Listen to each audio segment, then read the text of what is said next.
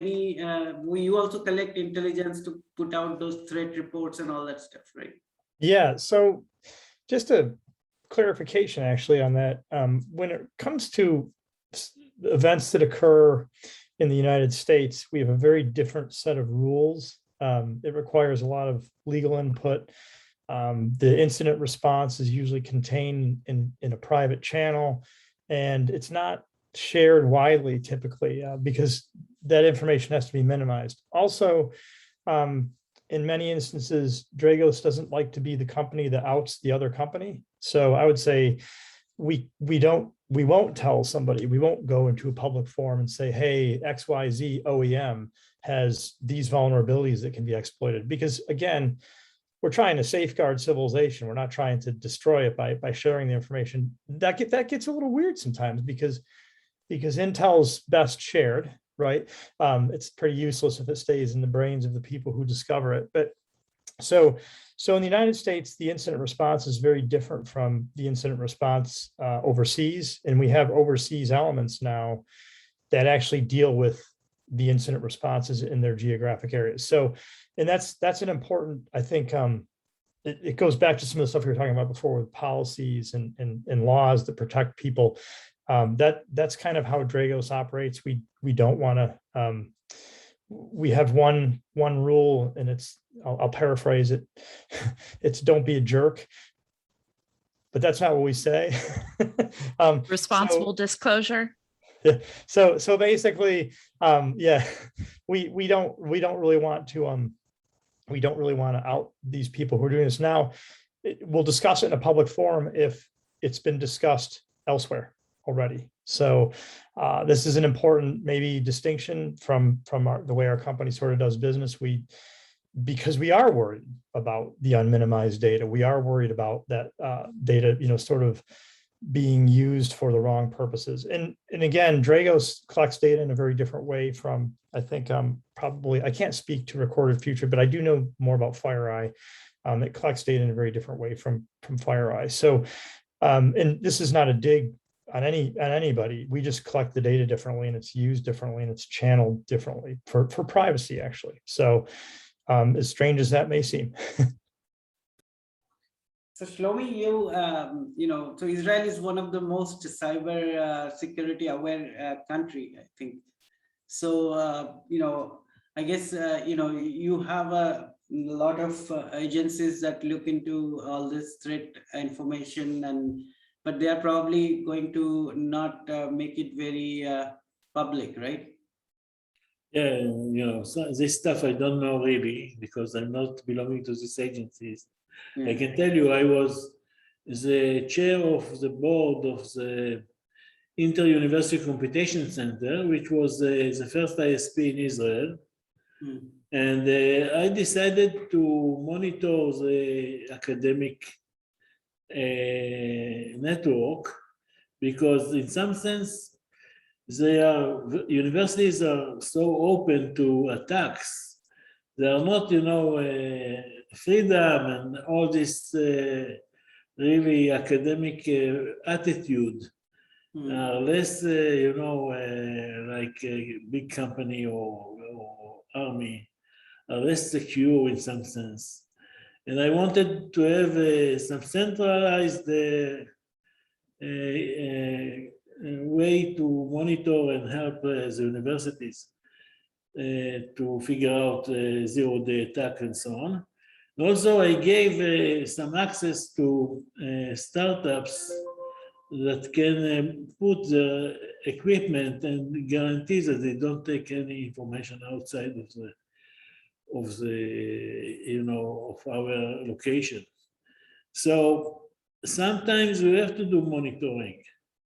And the question is, where do you take it? It's a delicate one. You have to, in some sense, you have to defend yourself and have some monitoring and sampling and look for anomaly detections and zero-day attacks and address them. On the other hand, you could use them later on, or if you are not careful, somebody else can use them later on for other purposes. Anyway, yeah, this is kind of monitoring is an issue. And if you have some ATP installed for a later attack, it's another story. That is somehow you have to have tools to see that this is not active in your system. So it's a different way and technology to cope with them. Anyway, this is an interesting field to think, and many aspects of this. All right, so I think we are going, we have 13 minutes left, so I will see if the audience have any questions. So please raise your hand so I can request you to ask the question. Okay, so Philip has a question, so please go ahead. Yeah, good morning. I appreciate the excellent discussion. I have a question primarily in regard to Recorded Future and Dragos, where you all are collecting a lot of information from various organizations. Now, we typically think of privacy in terms of personal data, but also private data could be an organization just not wanting to divulge information. And with companies that are performing machine learning and cybersecurity, trying to improve the defensive operation, could you all discuss some of the challenges with the private data sets, collecting private data sets from organizations? I think Tom is currently. Yeah, yeah, sure, absolutely. The biggest challenge, honestly, we face with the private data sets is keeping them private, not disseminating them across teams, not disseminating them to other organizations. And honestly, from our perspective, we focus on that so much. We have a very, very large, well-trained legal team that looks at this very carefully, and even, I mean, it's a real need to know culture.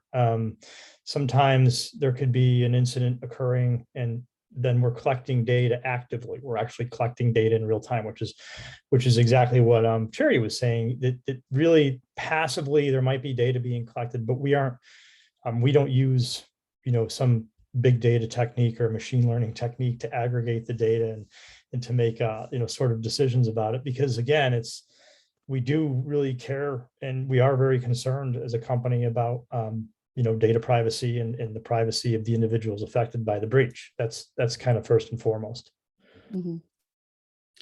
Yeah. To follow on Tom's comment, I think it comes down to ethics, and each company determines its own ethics and values.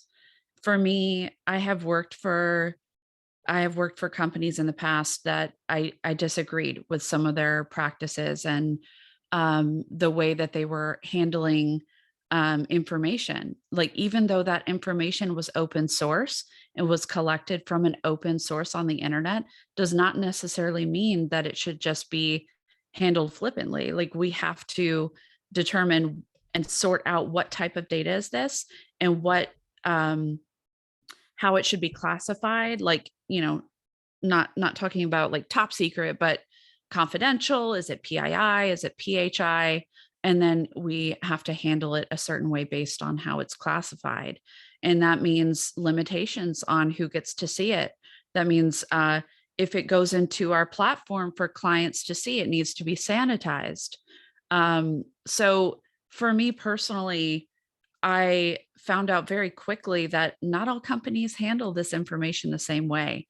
And to me, it's important to work for a company that operates ethically and that values the privacy of individuals' information and companies' information.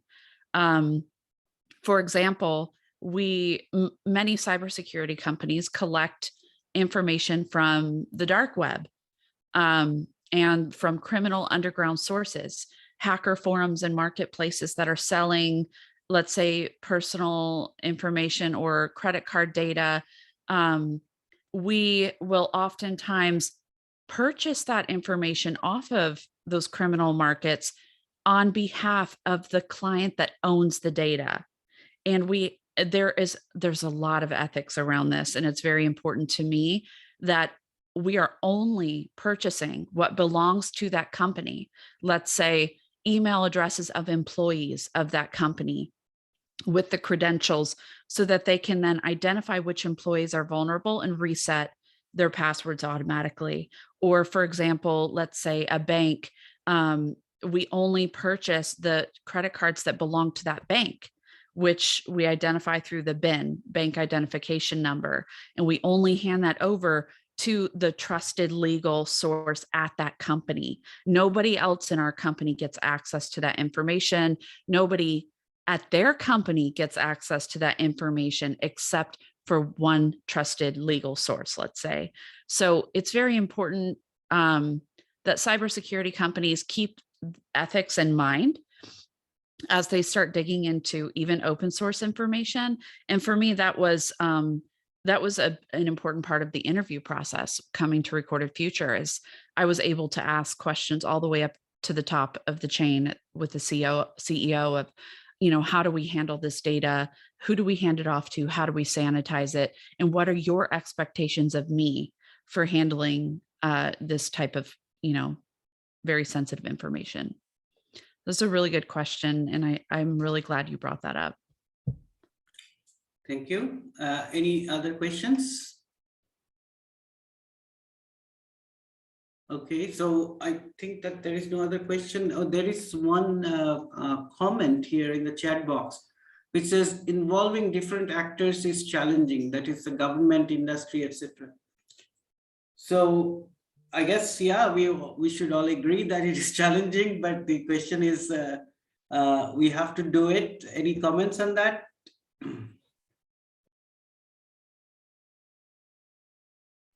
Maybe there is a need to use more zero knowledge proofs. Yes. Somehow, maybe you can prove that you respect the law in zero knowledge way. This will be some good technical achievement, that you can prove, okay, I pay taxes as I should, I really do what I need. You cannot ask me more. You can have a zero knowledge proof on this. It will be interesting to push it further. Interesting. So anybody, Charity or Tom? I was just thinking about how I feel like most of us in this forum are on the same page about privacy and how governments and corporations should and should not use data. And I think it's time for us as a whole, or those of us, the countries that we're from that agree on these things, to start turning our focus on how are we going to influence illiberal regimes around the world to take data privacy and security more seriously. There are many governments around the world that are more of a dictatorship, or let's say have a communist government that really values control over the people more than they value the people's privacy. And so I think it's time for us to kind of go, okay, what can we do to influence those regimes towards understanding the importance of security and privacy of their own people? And then also maybe getting in line, like, come on, it's time to catch up, time to learn about security and start valuing security just for the sole purpose of, maybe even protecting their own regime. So I think it's time, as a whole, that we start trying to influence the other governments and regimes. But the problem is that some of these governments that we normally think of as a little bit problematic, they seem to also have mastered quite a bit of cybersecurity, especially offensive security, ransomware and other things. So that is a challenge. Sometimes they might actually be even superior to us in cybersecurity, and that might actually make it more difficult for us to have a dialogue with respect to that. You're right. It definitely presents some major challenges. Maybe the solution is influencing the people first. But not suggesting we cause any uprisings, just saying, I think it's important to think about all the different ways we can address it. Okay, so anybody else wants to make a comment on this? I think it'd be interesting to see what somebody who lives in North Korea or mainland China would think about this conversation, because I bet you it's very, their viewpoint's going to be 180 degrees different from this. Yeah. I'd love to, that's it. That's feedback that would be really, really telling, but understanding those regimes, they would never provide it. Because it would put them at risk. So it's a real catch-22. And you're right, some of the countries do have very, very well developed offensive programs. You know, I can think of a couple. I won't say them because everybody knows them, but you know, there's at least 5 that I can think of that have very well developed offensive capabilities with a huge cadre of very well trained engineers in their country. And I think I do think that that's something that from a training perspective, I think, and I don't mean offensive, I think from a training perspective, I think the United States unfortunately has lagged a little bit in that regard over the last probably 10 to 20 years. And that was sort of the vein for the program that I had helped develop at George Mason. It was to get people trained to understand. But again, there was a lot of challenges with that too. So as anybody who's worked in academics can attest. One thing is for sure, our industry really does welcome people that love to solve problems. So please join us, solve the problems that we're talking about.